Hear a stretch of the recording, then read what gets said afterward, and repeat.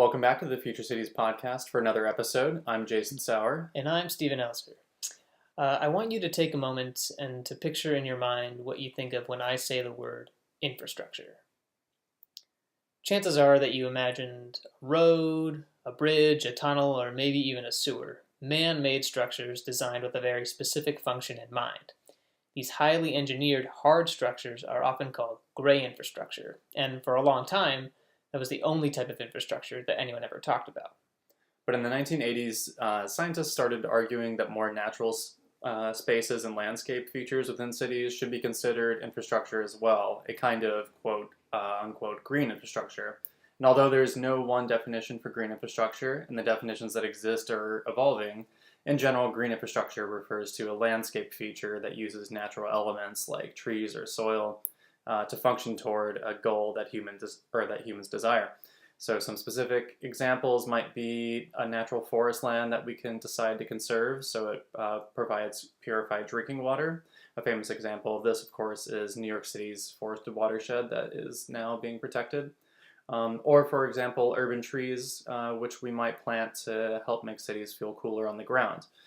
However, in spite of the various forms and functions of what we may think of as green infrastructure, there are many urban planners and scientists who really only think about the forms of green infrastructure that serve as stormwater management tools.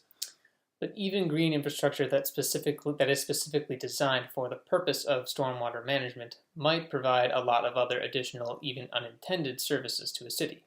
Take bioswales, for example.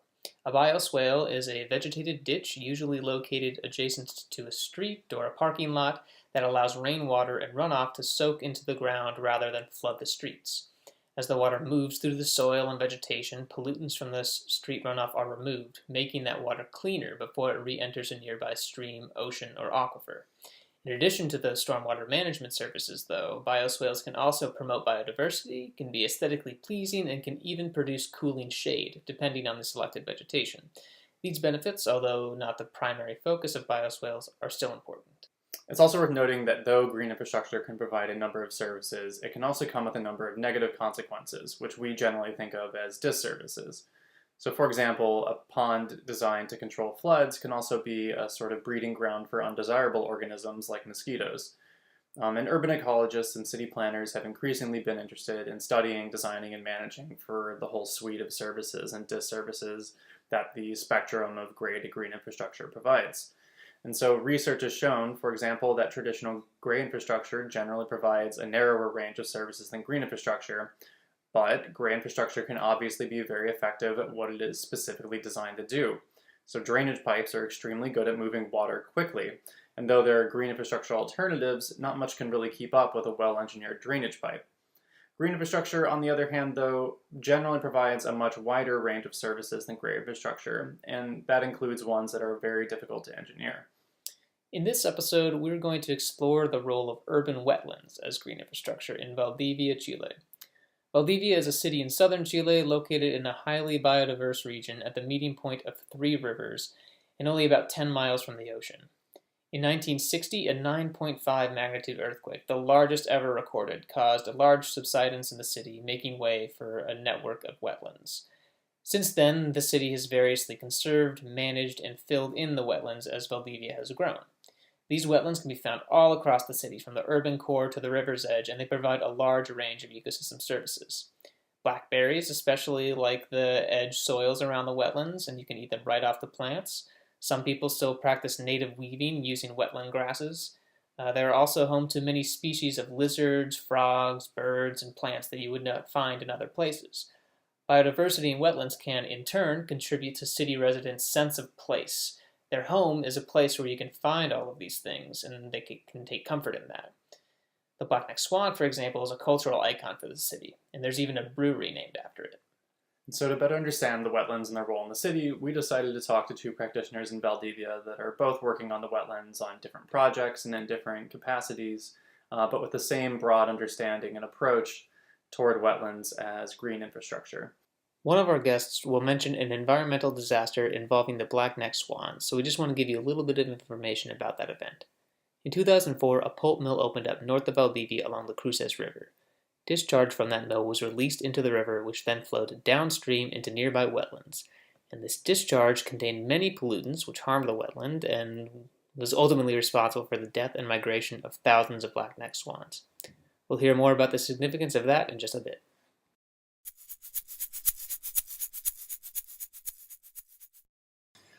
Okay, great. So thanks for joining us. Could you please introduce yourself, give us your name, your title, your educational background? Thank you, Steven. Thank you, Jason, for inviting me. I'm Ignacio Rodríguez. I am a DVN, a doctor in veterinary medicine, and I've been working for almost 20 years in wildlife conservation area. And I have a master's degree in water resource management, and I have a PhD in interdisciplinary studies and with emphasis in ecotoxicology. That's my background. And what is your title where you work? I'm the executive director of the Cruces River Wetlands Center. Great. So could you tell us a little bit about that center? What does it do? Well, the Rio Cruces, Centro Humedales Rio Cruces, or Cruces River Wetlands Center, is a wetland conservation center,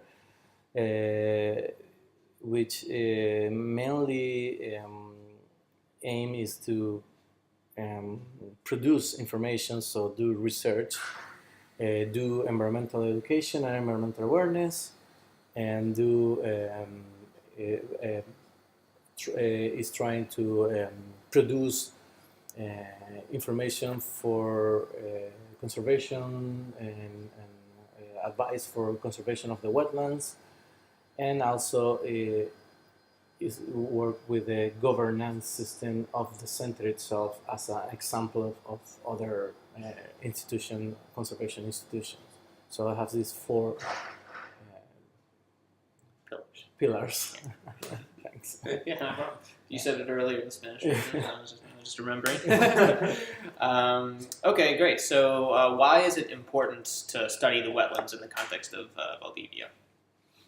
Well, we were just discussing this. Valdivia is a wetland city. It's surrounded by wetlands. Indeed, we are over the wetlands. So it's a particular city in that sense, since wetlands are everywhere, and is so you have constantly this discussion about how to develop the city and how to do development that people wanted. And at the same time protecting the wetlands, which give us a lot of benefits. And historically, we do not have that sense of wetland protection, which I believe started at least at the, I will not say massive level because it's not yet massive, but at least it's in the press and it's more known. After the 2004 cold ecological disaster in the Cruces River, and people started to realize how important are these systems for human being, for human well-being. Yes, and now we are in that phase where we already know how bad can be to pollute or to don't protect some particular wetlands, and it's just matter to go around the city and see how typical it is to see wetland fillings or wetland or develops of infrastructure over wetlands, and you already feel that we need to do something more, or at least do something to protect those wetlands. It's very interesting how we need to discuss this with all the aspects, technical aspects, or political aspects, economical aspects, since we have 16,000 of wetlands hectares in the city, and this is a city that needs development. It's a small city where it's very hard to find a job. So for our perspective, we work in conservation, we have it very clear, but there are many people there that doesn't think like that. They wanted to build something, and building things, you create jobs, and then you need industries. So that makes this an opportunity to perhaps put there in a different strategy of development. I truly believe you can do it. We were discussing in Spanish about the sustainable development, which is at the global level. Many people have doubts that that's possible, but I truly believe that here at the local level, we still have the opportunity to do something in that direction. It will be hard because I also truly believe that we inevitably will lose some wetlands, but I think we can manage to at least keep a network of wetland preserve plus do network wetland enhancement if we are losing wetland that are more critical. For example, if we need to build a road or a hospital or whatnot.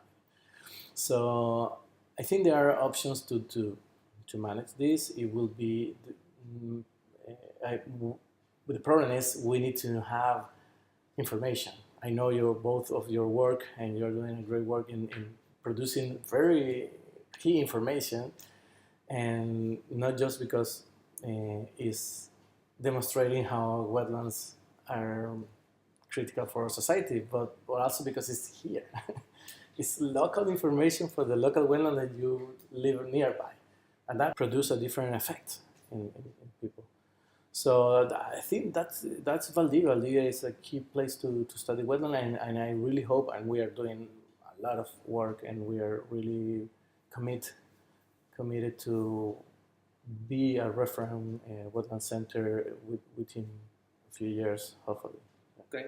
Yeah, could you talk a bit about some of the work that the center is doing or working on right now? Okay. Yes. Well, we are about to have the first year of our complete staff. The Wetlands Center started before, about 2 years ago, but there's 4 people staff, which is the core of the Wetlands Center. It's been working for almost a year, and we have within that year focusing our work in the governance of the center, which is very important, like bylaws and organization issues. In terms of research, we launched this research program, which is a 5-year research program with about, I don't know, in dollars, it might be like about $2 million fund with the aim of produce information mainly in the Cruces River wetland, but we are truly believe now we need to open this, hopefully nationally or maybe regionally. We are discussing that. In environmental education, we are we are in the phase of planning since we started the last part of the year. So now we need to do a diagnosis of the schools, mainly around Valdivia. We already know how many there are, where they are, and why we are doing that, because there are many other environmental education programs. So we don't want to spend money in the same things that are already there. We just want to be like a center of that and try to push it towards the wetland conservation, since, as I told you, in Valdivia wetlands, it might be the main ecosystem type that you will find. Yeah. In terms of the conservation management, we are working with CONAF, mainly in the sanctuary, to collaborate with them with information known or research that we can do for improve the management plan they are doing. We also we have this wetland repository, the wetland library, which we will launch soon. I believe in the next 3 months we should have it on the webpage. We are doing a lot of work with aquatic birds. We love birds, but we also know that birds are like the first door that you open to do conservation. They are everywhere, are very charismatic. Just the black-necked swan thing demonstrate that.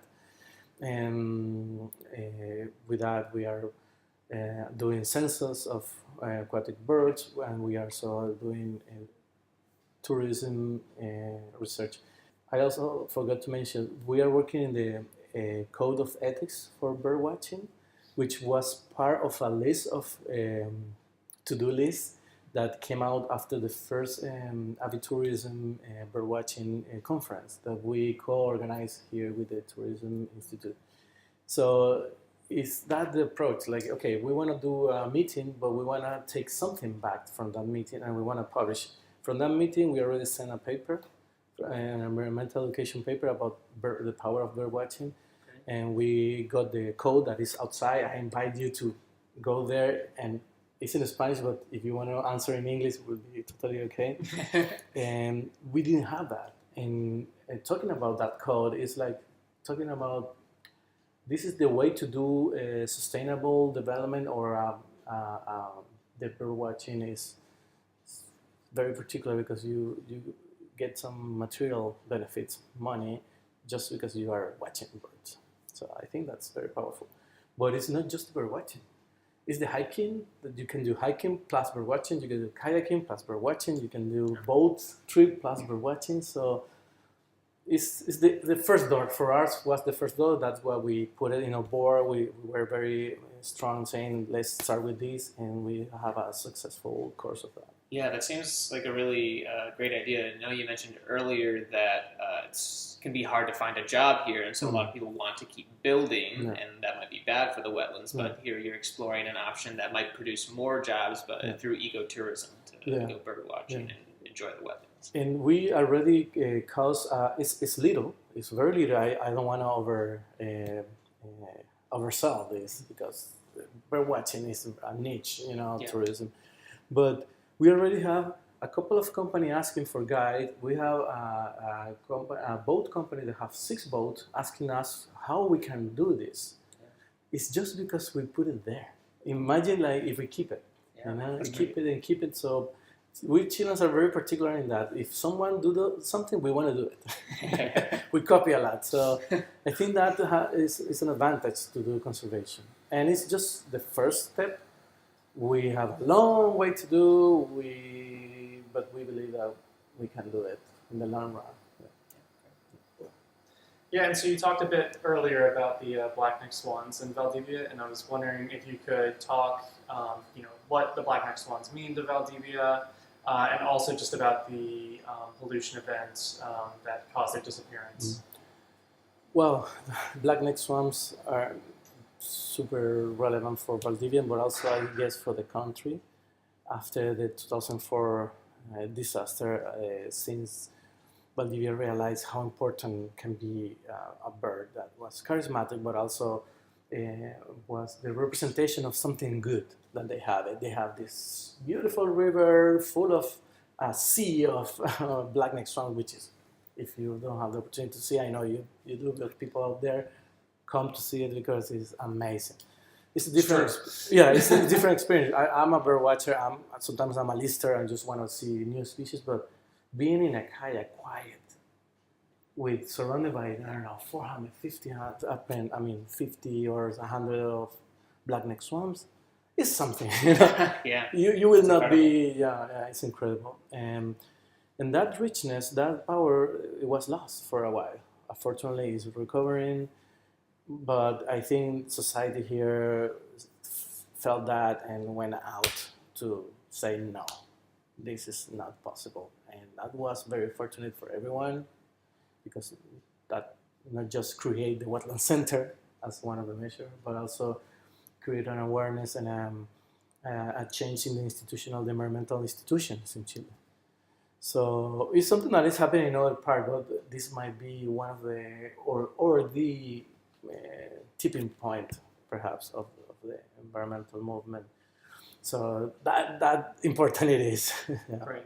And you talked earlier a bit about how you feel that this sort of event and the disappearance of the black-necked swans helped to elevate awareness of the importance of the wetlands to the city, but also to the country in general. Could you talk about, some of the changes that happened? You talked about your center being formed, but what are the other, even just like more informal attitude changes and things like that? Yeah, well, the institutions start to review their process and their bylaws or their structures from this, because, for example, and maybe you don't know this, but this might be the only case where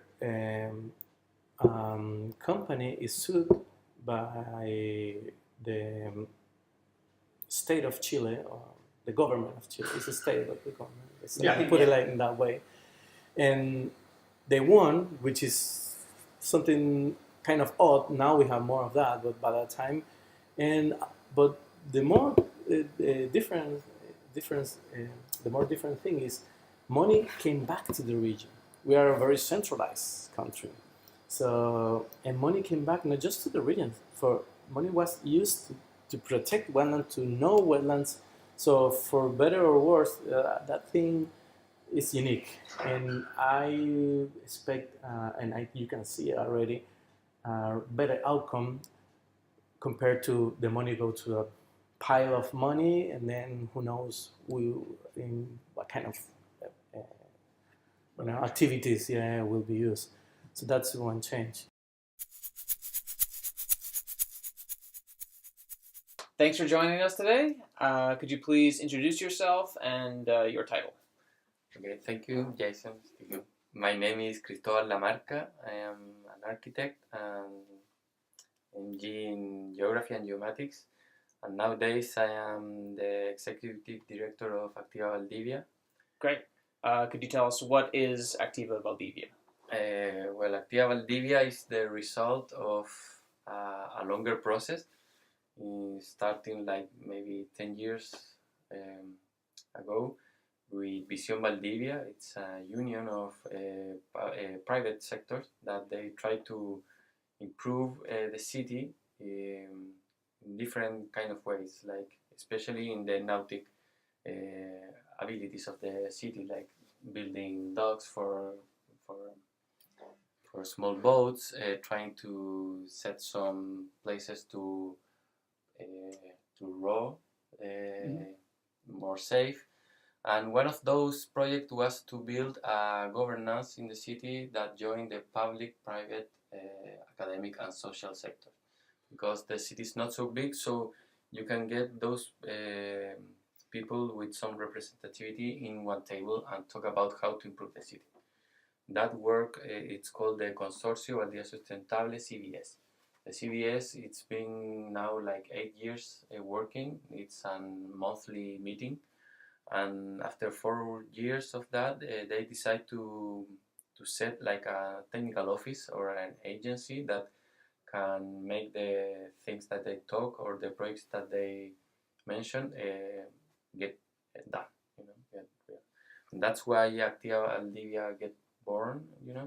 Nowadays, the CVS still works as the directory of the office, and the office have to work with different public sectors, social and academic.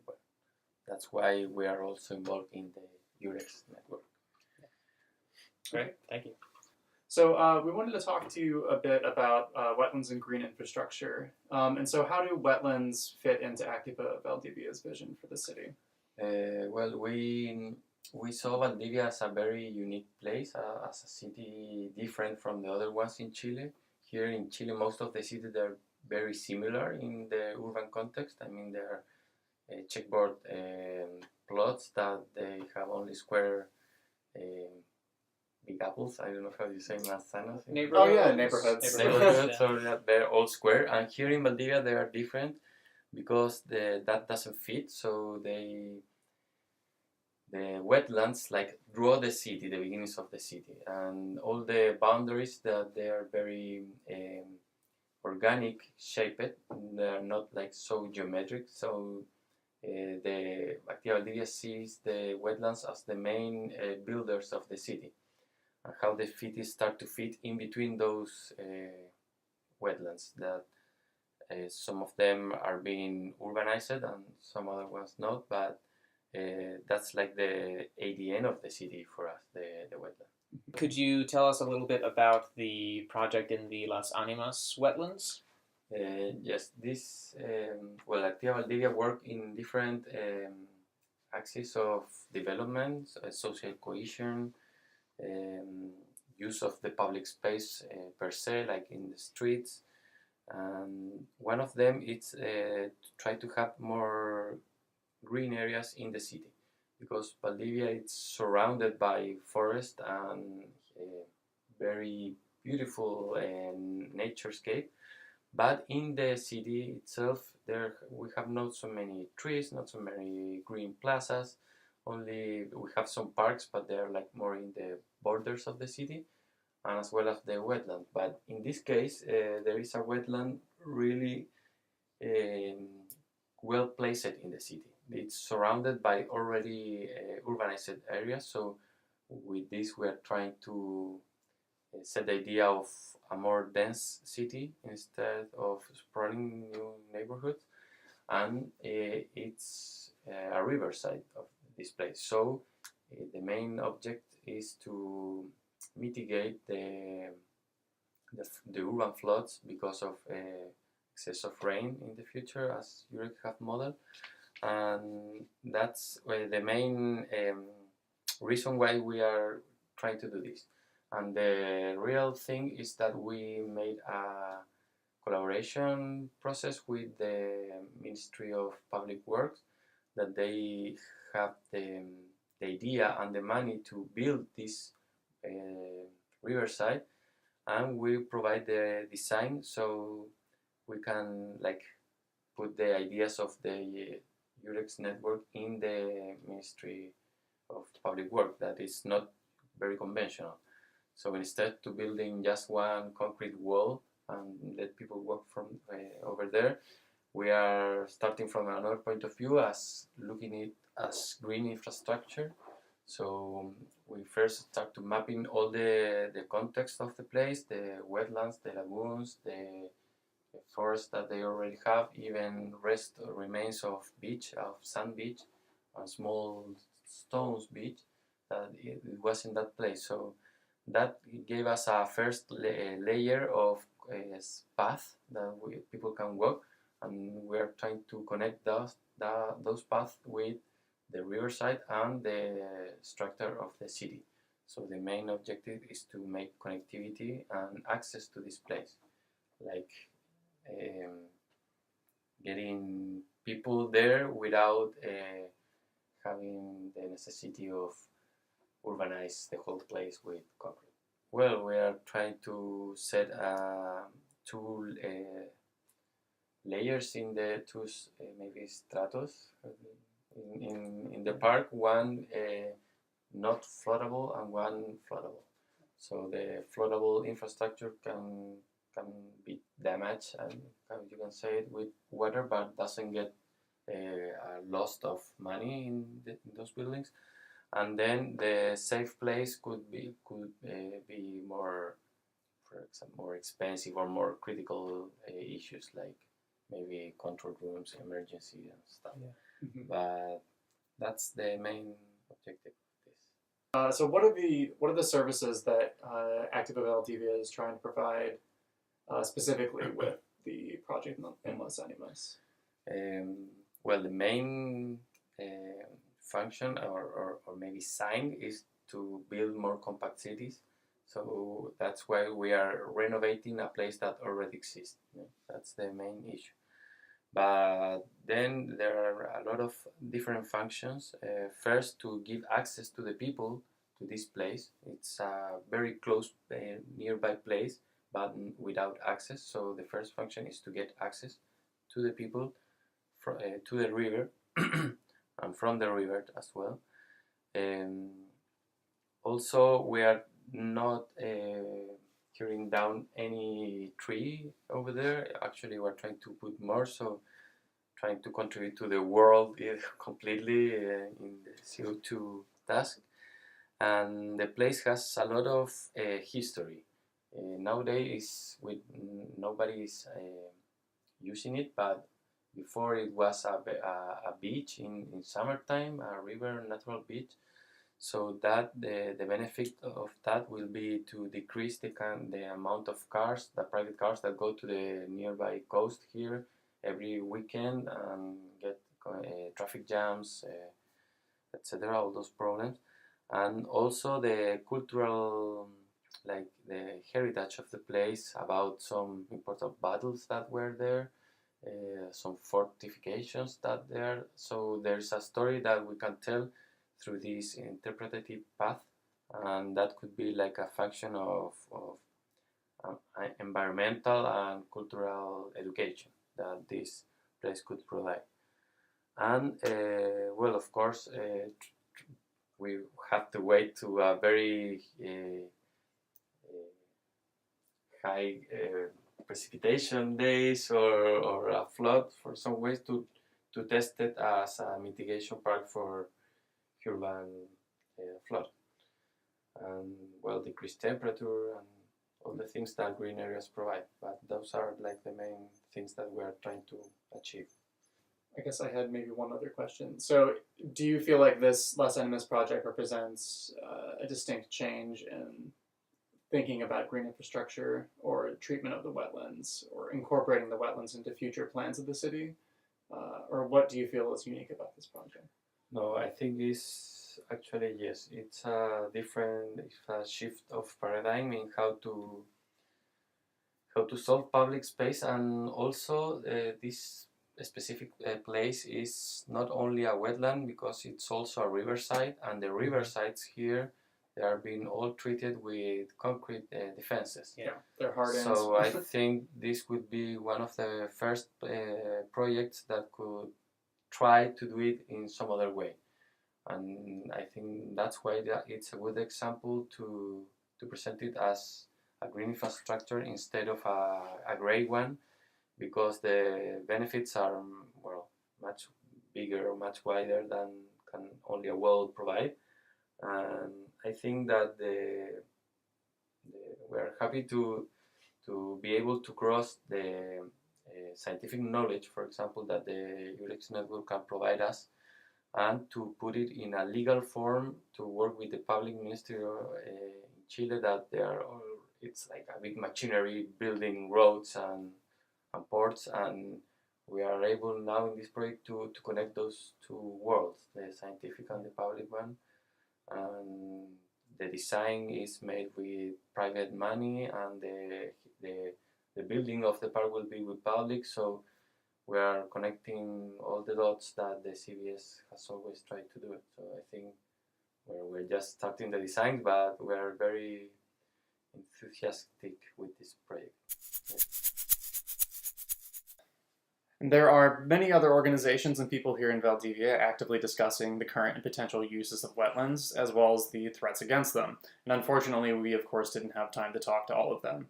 But one example of these left-out organizations is the Citizens Network for Urban Wetlands, which is a group that argues for the protection of the wetlands under the law, and they also organize events to get more people engaged in general wetland conservation activities. There are also scientists here that are studying the wetlands, ourselves included. We both received a USAID grant to study the wetlands here in Valdivia, and we've been here since May studying them. My research has been focused on quantifying how the amount of surrounding impervious surfaces affects water quality and water purification in the wetlands. Recently, I've also sent a survey to practitioners asking about the general perceptions of the wetlands and the ecosystem services that they provide. And I am monitoring the wetland water levels and soil water content so that we can better understand the nuanced ways that the wetlands provide Valdivia with flood protection now, and how the wetlands might offer even greater flood protection services under changing climate conditions in the future. In your own city, there are probably many forms of infrastructure that lie toward the green side of the spectrum, like parks, which serve a variety of design functions like recreation and gathering spaces. And the future of those spaces, like all spaces in cities, is contested. So when there are discussions of converting the form and function of these more green spaces in order that they might serve other functions like housing or industry, make sure that the people involved are taking stock of all the manifold benefits of green or greenish infrastructure. And as is the case in Valdivia, you may not be valuing something like biodiversity as much as you should, and to paraphrase a Counting Crows song, you won't know how much it's worth until it's gone. Further reconverting these spaces might not be fully possible, some services might be lost forever, or even when it is possible, it will likely be very expensive.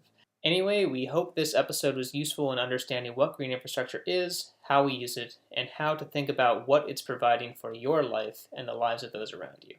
See you next time. Ciao.